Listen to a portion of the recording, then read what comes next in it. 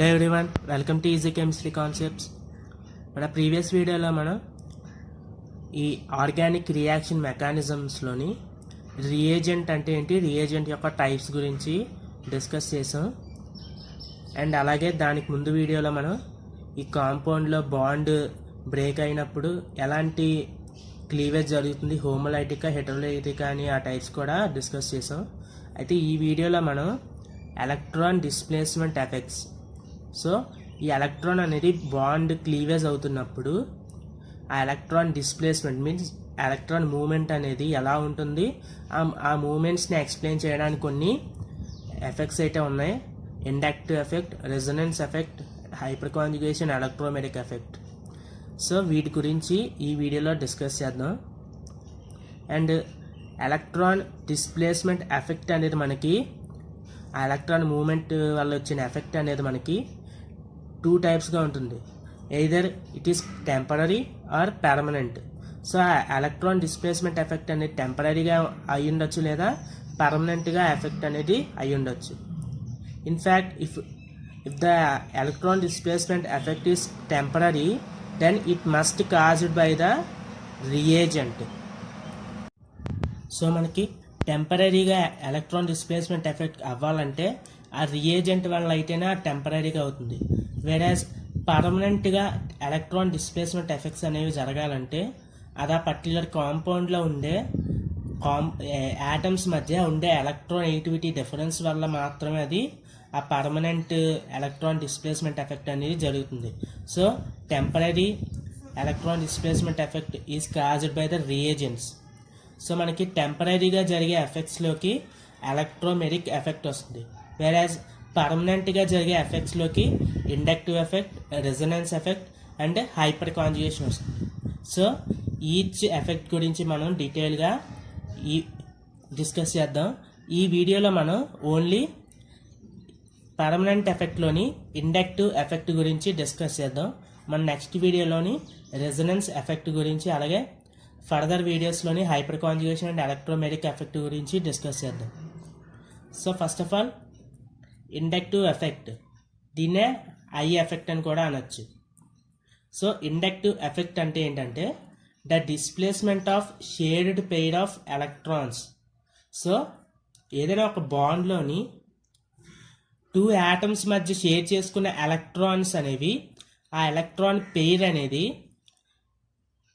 ఒక యాటమ్ కాకుండా ఇంకొక యాటమ్, వీటి మధ్య ఉండే ఎలక్ట్రాన్ నెగిటివిటీ డిఫరెన్స్ వల్ల the displacement of shared pair of electrons towards electro negative atom in a compound. So వీటి మధ్య ఉండే ఎలక్ట్రాన్ నెగిటివిటీ డిఫరెన్స్ వల్ల ఈ షేర్ చేసుకున్న ఎలక్ట్రాన్ పెయిర్ అనేది దేనికైతే ఎలక్ట్రాన్ నెగిటివిటీ ఎక్కువ ఉంటుందో ఆ యాటమ్ వైపు డిస్ప్లేస్ అవ్వడాన్ని లేదా మూవ్ అవ్వడాన్ని ఇండక్టివ్ ఎఫెక్ట్ అంటాం. So the effect caused by the displacement of shared pair of electrons towards the electronegative atom in a compound. ఒక కాంపౌండ్ నుండి ఎలక్ట్రోనెగటివ్ యాటమ్ వైపు ఈ షేర్ చేసుకునే ఎలక్ట్రాన్స్ అనేవి మూవ్ అవ్వడాన్ని లేదా డిస్ప్లేస్ అవ్వడం వల్ల వచ్చిన ఎఫెక్ట్ని ఇండక్టివ్ ఎఫెక్ట్ అంటాం. సో ఈ మిథైల్ క్లోరైడ్ తీసుకున్నప్పుడు ఈ కార్బన్ కన్నా మనకి ఈ క్లోరిన్కి ఎక్కువ ఎలక్ట్రోనెగటివిటీ ఉంటుంది. సో ఈ షేర్డ్ ఎలక్ట్రాన్స్ అనేవి ఇలాగా క్లోరిన్ వైపు డిస్ప్లేస్ అవి క్లోరిన్ మీద నెగిటివ్ ఛార్జ్, అలాగే కార్బన్ మీద పాజిటివ్ ఛార్జ్ అనేది వస్తుంది. సో మనకి ఇండక్టివ్ ఎఫెక్ట్ అనేది మళ్ళీ 2 టైప్స్గా ఉంటుంది. ప్లస్ ఐ ఎఫెక్ట్ ఉంటుంది, minus I effect. Plus inductive effect ఉంటుంది, మైనస్ ఇండక్టివ్ ఎఫెక్ట్ ఉంటుంది. సో ఈ తీసుకున్న కాంపౌండ్లో దేనికి ప్లస్ ఐ ఎఫెక్ట్ ఉంది, దేనికి మైనస్ ఎఫెక్ట్ ఉందంటే దేని మీద అయితే మనకి పాజిటివ్ ఛార్జ్ వస్తుందో అక్కడ ప్లస్ ఐ ఎఫెక్ట్ అయినట్టు, దేని దగ్గర అయితే నెగిటివ్ ఛార్జ్ వస్తుందో అక్కడ మైనస్ ఎఫెక్ట్ ఉన్నట్టు. So in this compound plus I ఎఫెక్ట్లో ఎప్పుడు మనకి పాజిటివ్ ఛార్జ్ ఉండే కాంపౌండ్ అనేది వస్తుంది. మైనస్ ఐ ఎఫెక్ట్ అనేది నెగిటివ్ ఛార్జ్ లేదా యానియాన్ అనుకోవచ్చు.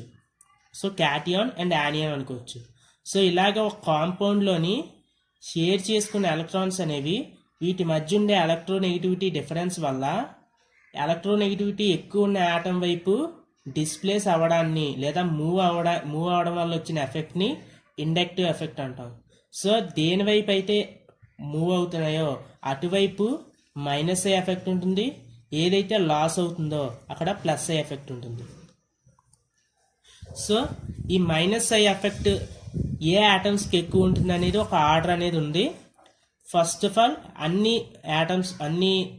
యాటమ్స్లోని NO2కి ఎక్కువ మైనస్ ఐ ఎఫెక్ట్ షో చేస్తుంది. అంటే ఈ షేర్డ్ ఎలక్ట్రాన్స్ అనేవి ఈజీగా తొందరగా అట్రాక్ట్ చేసే కెపాసిటీ అనేది మనకి NO2కి ఉంటుంది.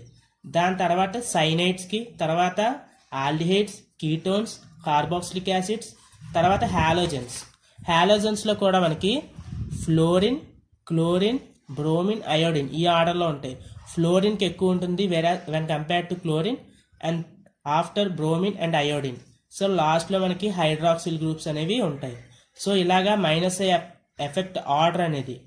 సో వీటన్నిటిలో కంపేర్ చేసుకుంటే దేనికి ఈ ఎలక్ట్రోనెగటివిటీ ఆర్డర్ అనేది ఎక్కువ ఉంటుంది అనేది ఈ ఆర్డర్ అనమాట. దీన్ని బేస్ చేసుకొని మనకి ఇచ్చిన కాంపౌండ్లోని మోర్ దాన్ 1 ఎక్కువ ఈ గ్రూప్స్ కనుక ఉన్నట్లయితే దేని వైపు ఎలక్ట్రాన్ అనేది మూవ్ అవుతుంది అనేది ఫైండ్ చేయగలం.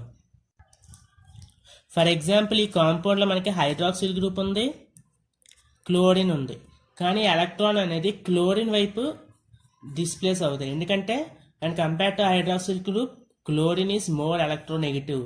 సో ఈ కార్బన్ నుంచి ఈ ఎలక్ట్రాన్స్ అనేవి క్లోరిన్ వైపు డిస్ప్లేస్మెంట్ అవుతాయి. మైనస్ ఎఫెక్ట్ అనేది లెఫ్ట్ టు రైట్ వెళ్ళి కొట్టి మనకి మైనస్ ఎఫెక్ట్ వస్తుంది, అండ్ రైట్ టు లెఫ్ట్ ఇలా వచ్చేసరికి మనకి ప్లస్ ఎఫెక్ట్ వస్తుంది. సో ఈ విధంగా ఇండక్టివ్ ఎఫెక్ట్ అనేది వర్క్ అవుతుంది. సో ఈ ఇండక్టివ్ ఎఫెక్ట్ యొక్క కొన్ని అప్లికేషన్స్ చూసుకున్నట్లయితే దేనికైతే మనకి ప్లస్ ఎఫెక్ట్ దేనికైతే ఎక్కువ ఉంటుందో that is more stable. Plus effect increase అవుతున్న కొద్దీ దాని యొక్క స్టెబిలిటీ కూడా ఇంక్రీజ్ అవుతుంది. వెరాజ్ మైనస్ ఎఫెక్ట్ అనేది ఇంక్రీజ్ అవుతుంటే దాని యొక్క స్టెబిలిటీ అనేది డిక్రీజ్ అవుతూ వస్తుంది. సో ఇండక్టివ్ ఎఫెక్ట్ని యూజ్ చేసుకొని ఆ పర్టికులర్ కాంపౌండ్ యొక్క స్టెబిలిటీని కూడా మనం డిటర్మైన్ చేయొచ్చు. అండ్ సెకండ్ చూసుకుంటే మైనస్ ఎఫెక్ట్ ఇంక్రీజ్ అవుతున్న కొద్దీ మనకి యాసిడ్ స్ట్రెంత్ కూడా ఇంక్రీజ్ అవుతుంది. సో కాంపౌండ్ ఇచ్చి అది దాని యొక్క యాసిడ్ స్ట్రెంత్ ఎక్కువ ఉందా తక్కువ ఉందా అంటే ఈ మైనస్ ఎఫెక్ట్ని యూజ్ చేసుకొని చెప్పచ్చు. సో ఇందులో మనకు చూసుకున్నట్లయితే ఇక్కడ కార్బన్కి ఫ్లోరిన్ అటాక్ అయింది, ఇక్కడేమో Cl అండ్ ఇక్కడ OH. వీటన్నిటిలో మనకి ఏది తొందరగా H+ అయాన్స్ని ఇస్తుంది?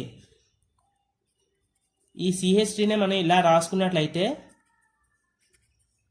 ఇలా 3 హైడ్రోజన్స్ అనేవి అటాక్ అయ్యి ఒక సైడ్ ఏమో ఫ్లోరిన్ అటాక్ అయినప్పుడు ఈ ఫ్లోరిన్ అనేది హై ఎలక్ట్రోనెగటివ్ యాటమ్ కనుక ఈ కార్బన్ దగ్గర ఉండే ఎలక్ట్రాన్స్ని అట్రాక్ట్ చేసుకొని క్లోరిన్ మీద పార్షియల్ నెగిటివ్ చార్జ్ వస్తుంది.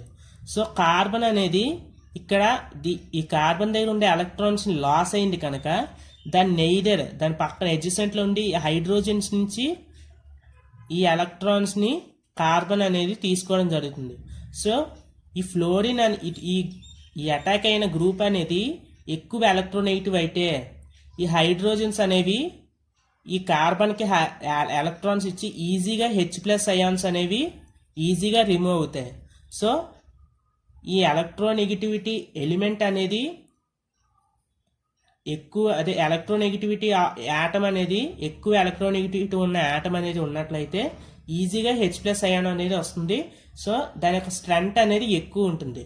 సో మైనస్ ఎఫెక్ట్ అనేది ఇంక్రీజ్ అవుతున్న కొద్దీ మనకి ఆ పర్టికులర్ కాంపౌండ్ యొక్క యాసిడ్ స్ట్రెంత్ అనేది ఎక్కువ అవుతుంది. వేరాజ్ ప్లస్ ఎఫెక్ట్ అనేది ఎక్కువ అవుతున్న కొద్దీ బేసిక్ స్ట్రెంత్ అనేది ఎక్కువ అవుతుంది. సో దీనికి ఆపోజిట్ మైనస్ అయినప్పుడు ఈజీగా H+ అయాన్స్ ఇచ్చగలదు కనుక స్ట్రెంత్ అనేది ఇంక్రీజ్ అవుతుంది, యాసిడ్ స్ట్రెంత్. వేరాజ్ ప్లస్ ఎఫెక్ట్కి వచ్చేసరికి ఈ ప్లస్ ఎఫెక్ట్లోని ఎక్కువ ఈ కార్బన్ గ్రూప్స్ ఉన్న కొద్దీ మనకి ఈ OH- అయాన్ అనేది ఈజీగా అయితే వచ్చేస్తుంది. సో ఇక్కడ పార్షియల్ పాజిటివ్ ఛార్జెస్ అనేవి వస్తాయి. సో ఇలాగా OH- ఇక్కడ మనకి ఒక ఎలక్ట్రాన్ పెయిర్ అనేది OH మైనస్ యాటమ్ కింద రిమూవ్ అవుతుంది. సో మైనస్ ఎఫెక్ట్కి యాసిడ్ స్ట్రెంత్ అనేది పెరుగుతుంది అండ్ ప్లస్ ఎఫెక్ట్కి దాని యొక్క బేసిక్ స్ట్రెంత్ అనేది ఇంక్రీజ్ అవుతుంది. దీన్ని ఇంకోలా చెప్పుకున్నట్లయితే మైనస్ ఎఫెక్ట్ ఇంక్రీజ్ అవుతుంది కొద్దీ దాని యొక్క బేసిక్ స్ట్రెంత్ డిక్రీజ్ అవుతుంది. అదే ప్లస్ ఎఫెక్ట్ ఇంక్రీజ్ అవుతుంది కొద్దీ యాసిడ్ స్ట్రెంత్ డిక్రీజ్ అవుతుంది. సో రెండు ఆపోజిట్ అనమాట. సో ఇవి అంటే ఈ ప్లస్ ఎఫెక్ట్ అండ్ మైనస్ ఎఫెక్ట్స్ని యూజ్ చేసుకొని ఆ పర్టికులర్ కాంపౌండ్ యొక్క స్టెబిలిటీని డిటర్మైన్ చేయొచ్చు, దాని యొక్క యాసిడ్ స్ట్రెంత్ని బేసిక్ స్ట్రెంత్ని కూడా మనం డిటర్మైన్ చేయొచ్చు. సో ఇది మనకి inductive effect and inductive effect యొక్క అప్లికేషన్స్. ఇండక్టివ్ ఎఫెక్ట్ అంటే it is caused by the displacement of shade pair of electrons towards electronegative atom. మనకు ఒక కాంపౌండ్లో ఉండే ఎలక్ట్రోనెగటివిటీ ఆటమ్ వైపుగా మనకి ఎలక్ట్రాన్స్ అనేవి డిస్ప్లేస్ అయినప్పుడు వచ్చిన ఎఫెక్ట్ని మనం ఇండక్టివ్ ఎఫెక్ట్ అంటాం. ఇది మనకి plus I effect plus minus I effect కూడా ఉంటుంది. సో ప్లస్ ఐ ఎఫెక్ట్ ఎప్పుడు ఉంటుందంటే దేనివైపు అయితే పాజిటివ్ ఛార్జ్ ఫామ్ అవుతుందో అక్కడ ప్లస్ ఐ ఎఫెక్ట్ ఉన్నట్టు, నెగిటివ్ ఛార్జ్ ఫామ్ అవుతున్నప్పుడు మైనస్ ఐ ఎఫెక్ట్ ఉన్నట్టు. సో ఈ plus I and minus I ఎఫెక్ట్ని యూజ్ చేసుకొని మనం ఒక పర్టికులర్ కాంపౌండ్ యొక్క స్టెబిలిటీ, దాని యొక్క యాసిడ్ స్ట్రెంత్ అండ్ బేసిక్ స్ట్రెంత్ని కూడా డిటర్మైన్ చేయొచ్చు. ఇవి దీని యొక్క అప్లికేషన్స్. సో ఈ వీడియోలో మనం ఎలక్ట్రాన్ డిస్ప్లేస్మెంట్ ఎఫెక్ట్స్లోని పర్మనెంట్ ఎఫెక్ట్స్లోని ఇండక్టివ్ ఎఫెక్ట్ గురించి తెలుసుకుందాం. మన నెక్స్ట్ వీడియోలో రెజొనెన్స్ ఎఫెక్ట్ గురించి తెలుసుకుందాం. సో ఈ వీడియో కనుక మీకు నచ్చినట్టయితే ప్లీజ్ సబ్స్క్రైబ్ చేయండి, అలాగే పక్కనే ఉన్న బెల్ ఐకాన్ని యాక్టివేట్ చేసుకోండి. Thank you for watching. ఈ వీడియో కనుక మీకు నచ్చినట్లయితే సబ్స్క్రైబ్ చేయండి, పక్కనే ఉన్న బెల్ ఐకాన్ని యాక్టివేట్ చేసుకోండి సో దట్ మా లేటెస్ట్ వీడియోస్ మీరే ఫస్ట్ చూడవచ్చు.